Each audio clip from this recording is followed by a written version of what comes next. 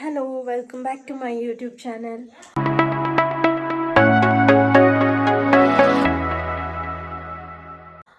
Actually ನನಗೆ ಒಂದು 4 ದಿನದಿಂದ ಸಿಕ್ಕಾಪಟ್ಟೆ ಹುಷಾರಿಲ್ಲ. ನಿಜ ಹೇಳ್ಬೇಕಂದ್ರೆ ನಿಮಗೆ ನಾನು ಲಾಸ್ಟ್ ವ್ಲಾಗಲ್ಲೂ ಹೇಳಿದ್ದೆ. ಆ್ಯಕ್ಚುಲಿ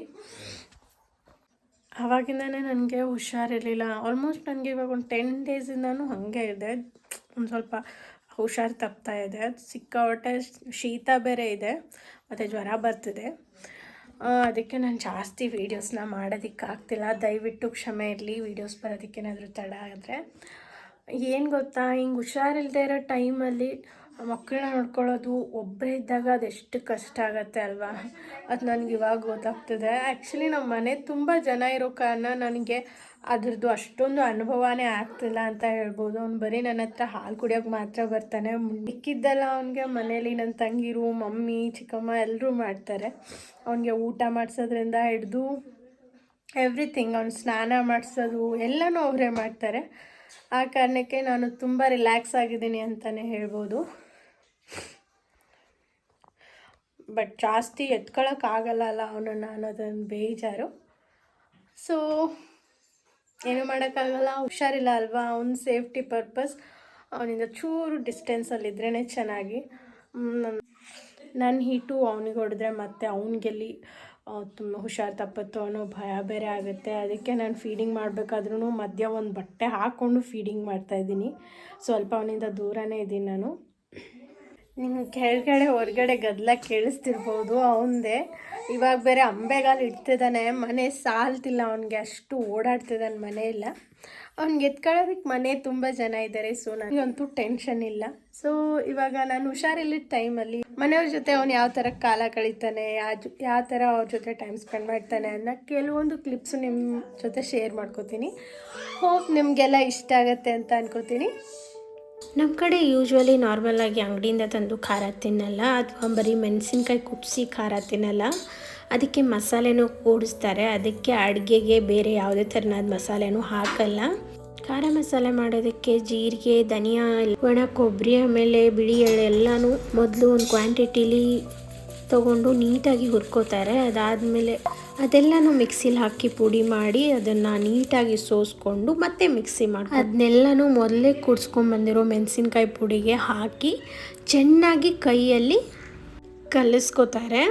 ನೋಡ್ತಿರ್ಬೋದು ನಮ್ಮ ಮಮ್ಮಿ ಯಾವ ಥರ ತಿಕ್ಕಿ ಕಲಿಸ್ತಾ ಇದೆ ಅಂತ. ಒಂದೇ ಸಲ ಎಲ್ಲನೂ ಮಾಡಿಟ್ಕೊಳ್ಳಲ್ಲ, ಬೇಕಾದಾಗ ಮಾತ್ರ ಮಾಡ್ಕೋತಾರೆ. ಒಂದು 2-3 ತಿಂಗಳಿಗೆ ಆಗೋಷ್ಟು ಮಾತ್ರ ಒಂದು ಸಲ ಮಾಡ್ಕೊಂಡಿರ್ತಾರೆ. ಇದನ್ನು ನೀವು ಬೇಕಾದರೆ 1 ವರ್ಷನೂ ಮಾಡ್ಕೊಂಡಿಟ್ಕೋಬೋದು, ಏನೂ ಆಗಲ್ಲ.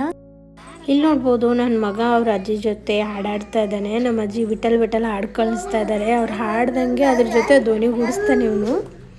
ಅವ್ರದ್ದು ಹಾಡೋದು ಮುಗಿದ್ರೂ ಇವನು ಮುಗಿಯಲ್ಲ. ನಾನ್ ಸ್ಟಾಪ್ ಬೆಳಗ್ಗೆಯಿಂದ ಸಂಜೆವರೆಗೂ ಹಿಂಗೇ ಆಡ್ತಿರ್ತಾನೆ. ಆಮೇಲೆ ಅವ್ರ ದೊಡ್ಡಪ್ಪ ಬಂದರೆ ಒಂದು ರೌಂಡ್ ಕುಂತ ಹಿಂಗೆ ಹೆಂಗೆ ಗೊತ್ತಾ, ಒಂದು ಪ್ರತಿದಿನ ಅವರು ಒಬ್ಬರಾದ್ಮೇಲೆ ಅವನು ಬೆಳಗ್ಗೆಯಿಂದ ಸಂಜೆವರೆಗೂ ಎಲ್ಲರೂ ಕೈಯಲ್ಲೇ ಇರ್ತಾನೆ. ಕೆಳಗಡೆ ಹರಿದಾಡಿ ಆಟ ಆಡೋದು ಒಂದು ಅರ್ಧ ಗಂಟೆಗಿಂತ ಜಾಸ್ತಿ ಇರಲ್ಲ ಅವನು ಕೆಳಗಡೆ. ಅಷ್ಟು ಮೈ ಮೇಲೇ ಅವನು ರೂಢಿ ಆಗಿಲ್ಲ. ಆದರೆ ಎಲ್ಲರೂ ಇಟ್ಕೋತಾರಲ್ಲ, ಅವನಿಗೆ ಅದೇ ಖುಷಿ. ಕೆಳಗಡೆನೂ ಅಷ್ಟೇ ಚೆನ್ನಾಗಿ ಆಟ ಆಡ್ತಾನೆ. ಇಲ್ಲಿ ನೋಡಿ ಅವನು ಹೊಸಲು ದಾಟ್ತಾ ಇದ್ದಾನೆ. ಹೊಸಲು ದಾಟ್ಸೋಕ್ಕೆ ಒಂದು ಕಾಡಿಸ್ತಾ ಅಂದರೆ ಸುಮ್ಮನೆ ಅದ್ರ ಮೇಲೆ ಅಡ್ಡ ಮಲಗ್ತಾ ಇದ್ದ. ಆ್ಯಕ್ಚುಲಿ ಇದು ಸಣ್ಣ ಹೊಸಲು ನಮ್ಮದು, ಇನ್ನೂ ಒಂದು ದೊಡ್ಡದು ಕಲ್ಲಿಂದಿದೆ. ಅದ್ರ ಮೇಲಂತೂ ಮಧ್ಯಾಹ್ನ ಮಲಗ್ತಿದ್ದ. ಇಷ್ಟು ಓಡಾಡ್ತಾನೆ, ಯಾಕೆ ಮುಂದೆ ಬರಲ್ಲ ಅಂತ ಅನ್ಕೋತಿದ್ವಿ. ಬಟ್ ಬಂದ ಫೈನಲಿ. ನಮ್ಮ ಕಡೆ ಹೊಸಲು ದಾಟಿದ ತಕ್ಷಣ ಮೊದಲು ಕಾಯಿ ಹೊಡಿತಾರೆ.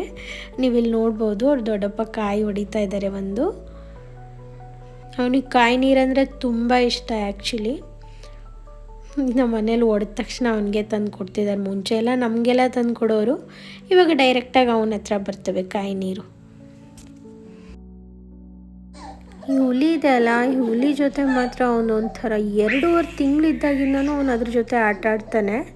ಆ ಹುಲಿ ಒಂದು ಜೊತೆ ಅವನು ತುಂಬ ಚೆನ್ನಾಗಿ ಆಟ ಆಡ್ತಾನೆ. ಅದೊಂದ್ರೆ ಅಷ್ಟು ಪ್ರೀತಿ ಅವನಿಗೆ. ಇಂಥವೇ 4 ತಂದಿಟ್ಟಿದ್ದಾರೆ ಮನೇಲಿ ಇವನಿಗೋಸ್ಕರನೇ. ಅದ್ರ ಜೊತೆ ಚೆನ್ನಾಗಿ ಆಡ್ತಾನೆ. ನೀವು ನೋಡ್ಬೋದು ಹೆಂಗೆ ದೊಡ್ಡವ್ರ ಥರ ನಗ್ತಾ ಇದ್ದಾನೆ ಅದರಿಂದ ಅಂತ. ಇವರು ನಮ್ಮ ಚಿಕ್ಕಪ್ಪ, ಆಮೇಲೆ ನನ್ನ ತಂಗಿ. ಅವನಿಗೆ ಅವ್ರ ತಾತ ಇದ್ರೆ ಆಯಿತು, ಯಾರ್ದು ನೆನಪಾಗಲ್ಲ ಅವನಿಗೆ. ಯಾವ ಕಡೆಯಿಂದ ಸೌಂಡ್ ಮಾಡ್ತೀವಲ್ವ ಆ ಕಡೆಯಿಂದ ಬಂದು ಅವ್ರನ್ನ ಹುಡ್ಕಾಡ್ಕೊಳಕ್ಕೆ ನಿಲ್ತಾನೆ.